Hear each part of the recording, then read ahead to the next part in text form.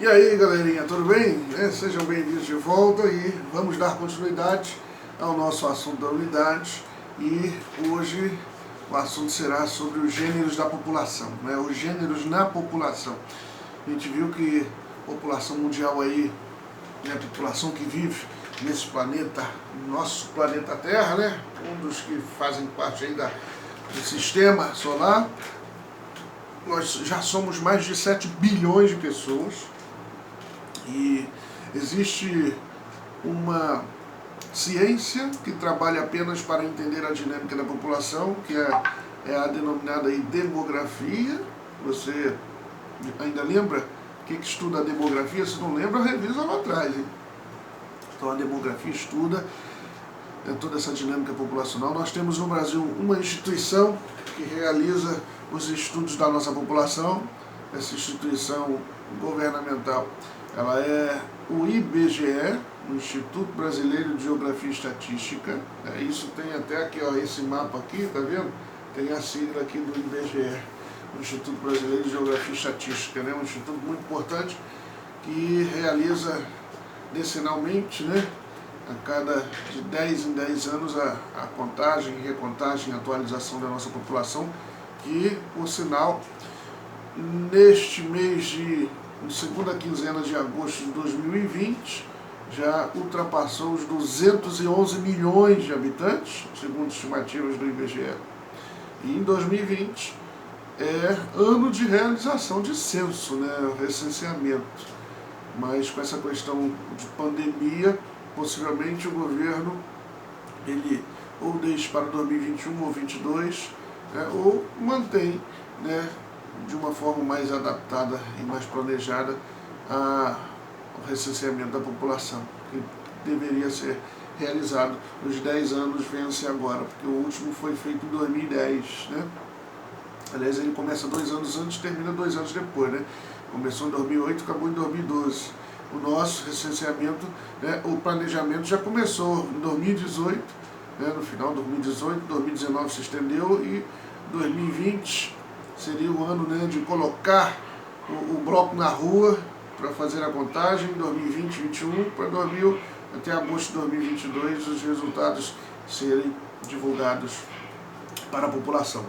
Mas, se falando de gênero na população, gênero, e a população, quantidade da população por sexo, e aí vou trazer aqui alguns dados e dizer os anos, porque quando se fala em população, quando se fala de dados, você tem que sempre falar a fonte e o ano base em que aquela fonte está sendo divulgada.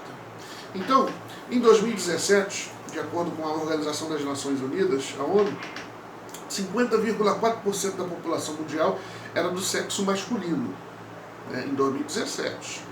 50,4% da população mundial era do sexo masculino e 49,6% do sexo feminino. Em alguns países, dependendo da faixa etária, as mulheres se apresentam em maior quantidade. No entanto, isso não significa melhores condições de vida ou de trabalho. A mulher ainda está muito distante da situação trabalhista vivida pelo homem. A gente sabe que ainda existem diferenças, inclusive salariais. Essas diferenças significativas existem na maioria dos países. O homem recebe maiores salários, o homem ocupa os melhores cargos ou funções, a maior porcentagem de trabalhadores também é do sexo masculino. A gente sabe que infelizmente ainda existem, essa discriminação de cargos e salários. Outra característica importante revelada pelos dados da ONU, da Organização das Nações Unidas, é a irregularidade da distribuição do gênero, sexo masculino e feminino, por regiões do globo. Então, existem determinadas regiões que existem maiores quantidades de gênero masculino, uma quantidade maior ou do gênero feminino, então existe essa irregularidade de distribuição. Segundo a ONU, hoje no mundo existem 102 homens para cada 100 mulheres, ok? Segundo a ONU, a Organização das Nações Unidas, hoje no mundo existem 102 homens para cada 100 mulheres. Se pensarmos ainda por regiões, podemos ter dados reveladores. Por exemplo, nos Emirados Árabes. Nos Emirados Árabes, a população masculina é quase o dobro da feminina. São 274 homens para cada 100 mulheres. Olha só que curiosidade. A explicação para esse fato está na quantidade de estrangeiros que buscam trabalho no país. É um país que vive, né, petróleo, a riqueza, é uma riqueza monstruosa, né? É muito petróleo, é muito ouro, é muito shake. Então, isso ocorre também, né, essa discrepância, né, essa diferença, ocorre também no norte da África e na Ásia. Né? Só que lá é resultado do infanticídio feminino. O que é o infanticídio feminino? É a morte das crianças do sexo feminino enquanto crianças. Como na China, por exemplo. Na China lá o governo está preocupado com a prática e busca desmobilizar o ato com pensões para pais de meninas em áreas rurais. Porque a mulher, a menina, ela não tem a mesma aptidão braçal que o homem, né, para produzir e prover uma família. Então, lá eles ainda, né, têm essa mentalidade de cometer esse tipo de crime, né, que é o infanticídio feminino. Então, contudo, né, nós podemos encontrar áreas com mais mulheres do que homens, como em países da antiga União Soviética, né? Na Letônia, por exemplo, são 84 homens para cada 100 mulheres, na Letônia. Na Bielorrússia, são 86 homens para cada 100 mulheres. Na Ucrânia, são 79 homens, né, para cada 100 mulheres. Tal fato pode ser explicado pela expectativa de vida, que é maior entre as mulheres do que entre os homens. E isso é em todo o planeta, né? A expectativa de vida das mulheres é sempre maior do que a expectativa dos homens. Geralmente é entre 4, 5, 6 anos pode chegar. Então, além, né, de conflitos ou guerras que ocorrem ao longo da história. Sempre quem vai para as guerras, quem está lá na linha de batalha, são os homens. Então, na Rússia, por exemplo, o número de mulheres começou a crescer com a Primeira Guerra Mundial, seguida pela Revolução Socialista. Após a Segunda Guerra Mundial, o país já apresentava, em 1950, 100 mulheres para 82 homens. 100 mulheres para 82 homens. O Programa das Nações Unidas para o Desenvolvimento, PNUD, também conhecido como PNUD, em seu relatório de desenvolvimento humano, o RDH, disponibiliza o Índice de Desigualdade de Gênero, o IDG, que capta as desvantagens das mulheres e as perdas de potencial de desenvolvimento em 3 dimensões. Primeira dimensão, saúde produtiva. Segunda dimensão, empoderamento, né, que é a autonomia das mulheres. Terceira dimensão, atividade econômica. Na primeira dimensão, são analisadas a mortalidade materna e a proporção de adolescentes que tiveram filhos. Já na segunda dimensão, são avaliados o percentual de homens e mulheres no parlamento e de homens e mulheres de 25 anos ou mais, com pelo menos o 2º grau completo. E por fim, a terceira dimensão, na qual são avaliadas as desigualdades na atividade econômica e a participação dos sexos no mercado de trabalho. Né? O IDG, que é o Índice de Desenvolvimento de Gênero, o Índice de Desigualdade de Gênero, ele varia entre 0 e 1, de 0 a 1. E quanto mais próximo de 1, maior será a igualdade dos gêneros. Né?